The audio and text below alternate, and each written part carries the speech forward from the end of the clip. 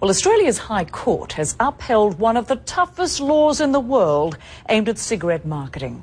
The law requires that cigarettes and other tobacco products be sold in drab, uniform packages with graphic health warnings. The court rejected a challenge by major tobacco companies in a case closely watched around the globe. Similar measures are being considered in Britain, Norway, New Zealand, Canada and in India.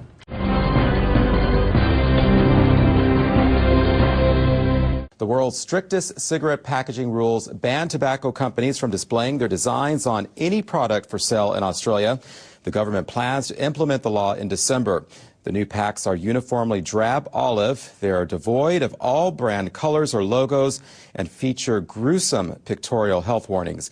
Government officials say the new law will help reduce the number of young smokers and cases of heart disease and stroke. They say medical costs could be reduced accordingly.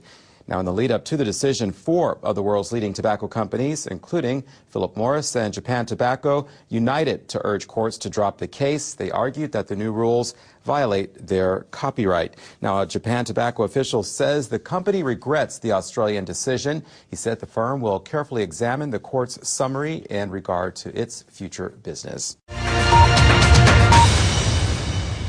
The new plain cigarette packs are designed to be less appealing, especially to young people. The company's name will only appear in small print.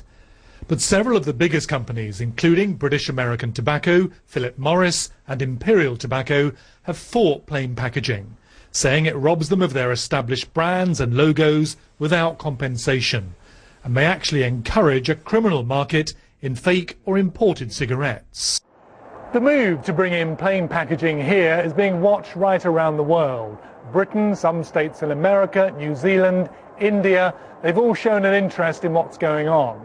And whilst Australia might be a relatively small cigarette market, the tobacco companies know that losing here could lead to a deluge of legislation elsewhere in their really big markets.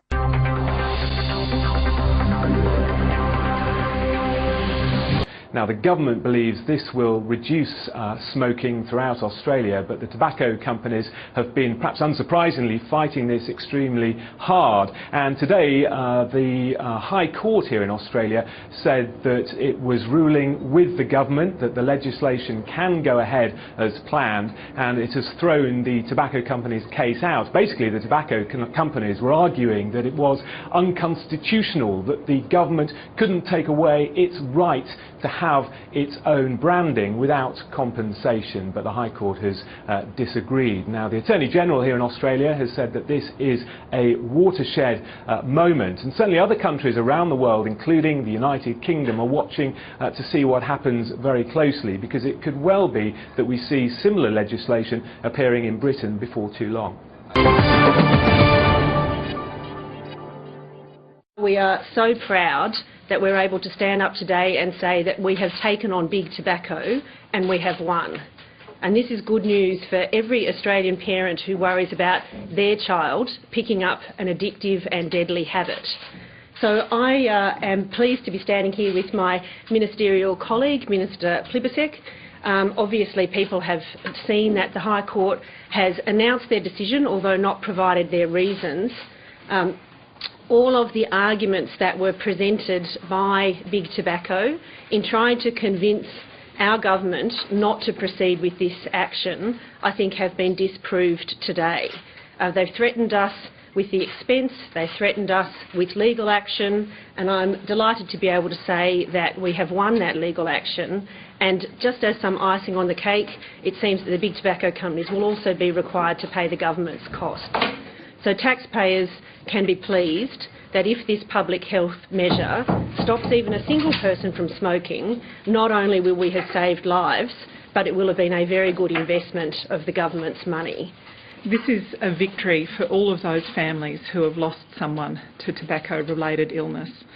It's for anyone who has lost someone to smoking. This one's for you. I want to pay particular tribute to our Attorney General, Nicola Roxon, who began this work as Health Minister. Nicola has been a fierce opponent of the tobacco companies and their plans to sell cigarettes, particularly targeting young people.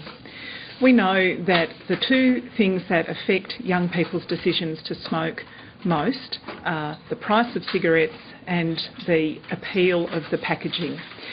We've moved on tobacco excise as a government, and now we've moved on plain packaging, and the tobacco companies' opposition to that move has been defeated in the highest court in the land.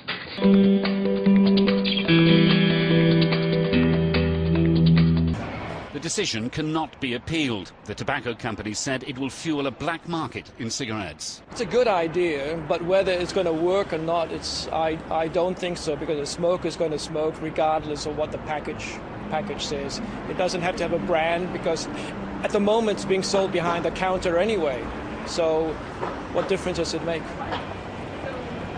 The law reflects recommendations from the World Health Organization and is being studied closely by several countries, including Britain, which are considering introducing similar legislation.